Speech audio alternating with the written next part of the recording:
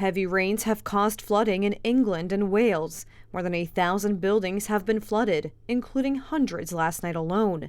Many residents have been evacuated, and there are serious difficulties in rail transportation. Nottinghamshire County declared a major incident on Thursday due to the rising water levels along the River Trent following Storm Hank, which passed through on Tuesday, January 3rd. Some residential areas had to be evacuated, the Environment Agency said. Caroline Douglas, the Environment Agency's flood director, was quoted by the British newspaper The Guardian as saying the River Trent was at some of the highest levels we've seen in 24 years. The Environment Agency said flooding was possible across parts of the Midlands and south and east of England on Friday, and ongoing flooding from rivers is also probable along parts of the River Severn and River Trent for the next 5 days.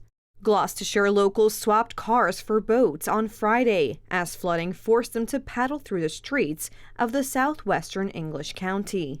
British Prime Minister Rishi Sunak said he recognized how devastating the impact of flooding was and advised people living in areas with government-issued flood warnings to follow advice from the Environment Agency and local authorities. Well, actually, I spoke to people in the East Midlands yesterday who had been affected and talking to them about how devastating the impact of flooding is. I just want people to be reassured that the Environment Agency has got people on the ground in all the affected areas. Also, more hundreds of high-volume pumps are in practice right now, making a difference. A succession of storms in recent weeks meant prolonged rainfall that fell on saturated ground and quickly caused already swollen rivers and waterways to burst their banks.